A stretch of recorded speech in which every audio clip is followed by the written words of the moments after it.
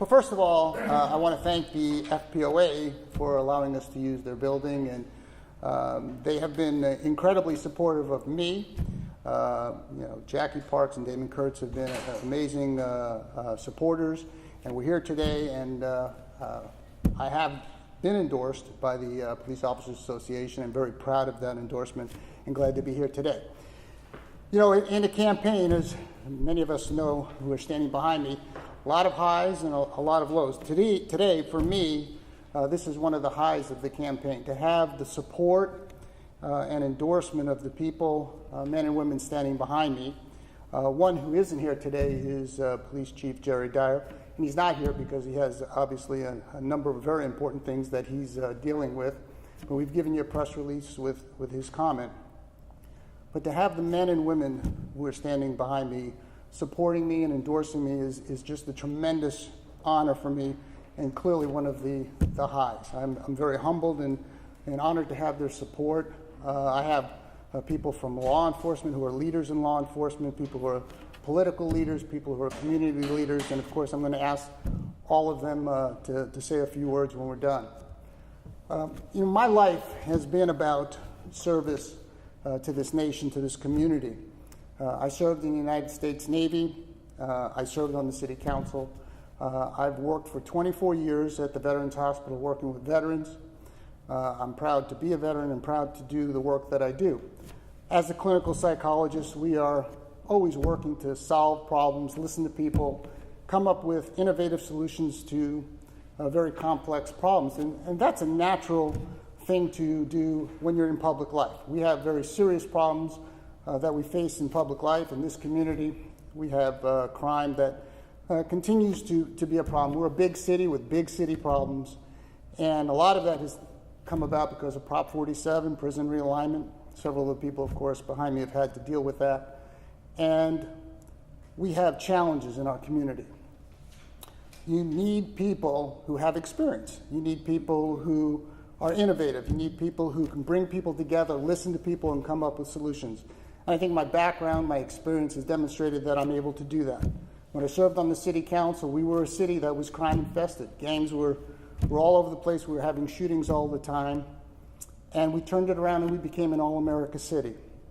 And that's the kind of thing that I intend to do when elected again and when I take office in January. We can solve the challenges we face. We can deal with the panhandling, the vagrancy problem. We can get our crime problem under control. We can successfully deal with the lead in the water issue in Northeast Fresno. And as a councilman, I intend to not only focus on the issues facing District 6, but the entire community. All council members should do that. We are one big city. We're not a divided city, we're one city. And that's what I intend to do. Another thing I intend to do is be a very strong voice for law enforcement. I support law enforcement. And my job as a city councilman is to make sure that law enforcement has all the resources, all the training, everything they need to make this city safe. And they do a tremendous job at doing that. I also have an obligation to make sure that the police officers, men and women who serve our community, also go home safely. They have a right to do that as well. And that's a responsibility that I took very seriously, will take very seriously again.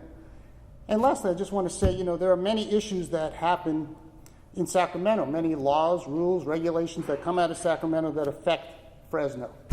And clearly the next mayor is going to have to be a strong advocate for Fresno. Mayor Autry clearly was a very strong advocate for Fresno. Mayor Swearingen is certainly a strong advocate for Fresno. And I intend, though I will serve on the City Council, to also be a very strong advocate for Fresno. And when there are mandates that come down from Sacramento that hurt us, I'm going to speak out on it. I intend to be a very strong voice and to speak with a clear voice and one with honesty and integrity. That's why I decided to run. That's why I'm running now. We can improve the future of the city of Fresno. I intend to be a very positive force for that. And so with that, I would like to ask members behind me, again, these tremendous leaders in our community, to say a few words and whatever they want to say in terms of their support of me. You can start. Go ahead. All right, it's my pleasure today to announce my complete and full support and endorsement of Garry Bredefeld for District 6 City Council member. Garry has the experience that we need at this point in time in Fresno's history. We are experiencing the public safety crisis. He weathered that in the early 90s as a city council member. He will do it again. I've watched him in the debates. He has the most solid platform. And in addition to that, he is able to be grace under fire. He's been tested through these debates and through this primary process. He's ready. I'm supporting him, and it's my honor and privilege to do so. Thank you.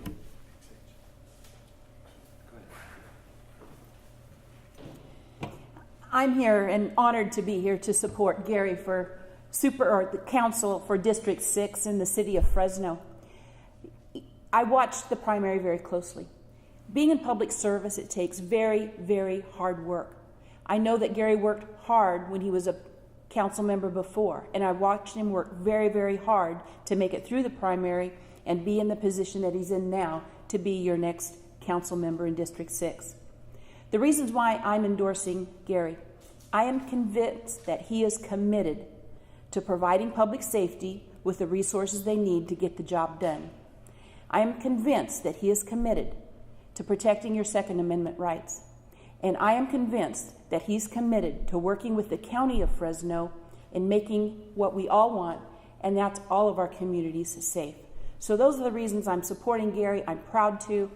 So Garry, congratulations. You're going to prevail in this race, and I'm pleased to support you.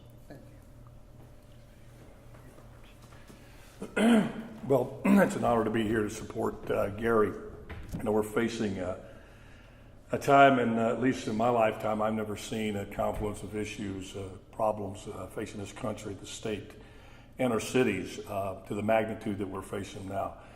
Public safety crisis, education crisis, deterioration of our cities, deteriorations of the morality of our country.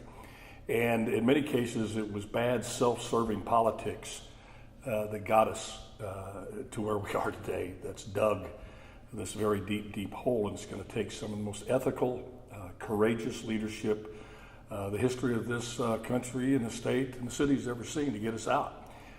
Everybody's got their plan for the economy, their 5-point economic plan for their cities, and they're good. They got their public safety issues or plans, and very critically important. But it all starts with character. You bring these plans on paper will work, but do you have the courage, the character, the strength to stand your ground and implement that plan when the going gets tough, when the political pressure is really hot? Can you really, really think about the people? Can you really uphold that oath when you put your hand on the Bible and raise that right hand, take that office? And Garry Bredefeld can.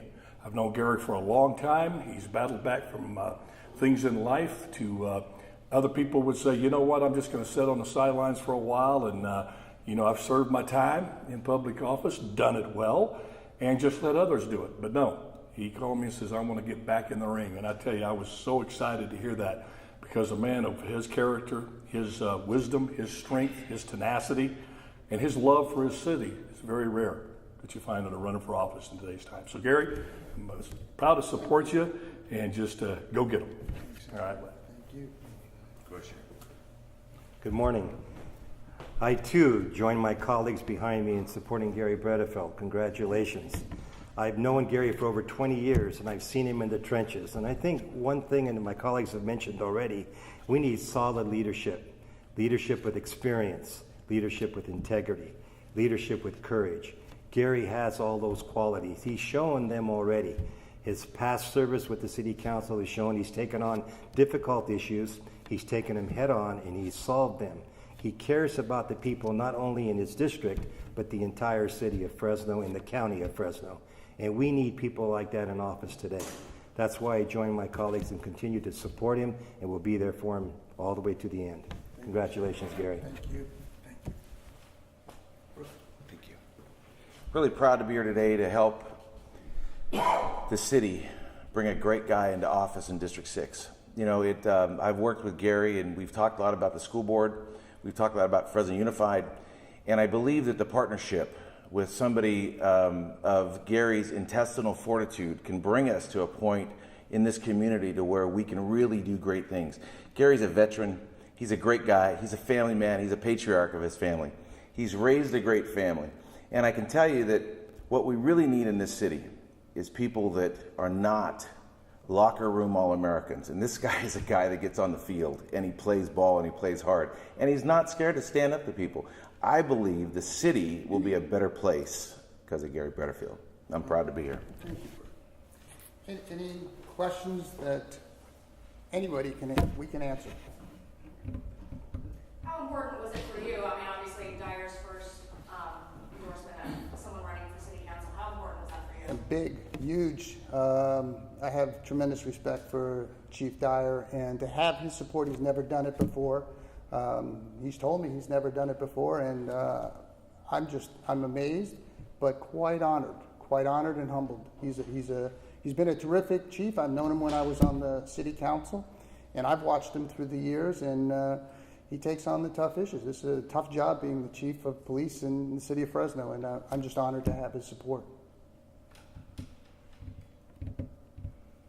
Anything else from anybody? You talked a lot, about law enforcement Yes. and rights and everything, but also, obviously the past few weeks here and Yeah. the past few days in other places, there's some questions about if law enforcement is upholding citizens' rights.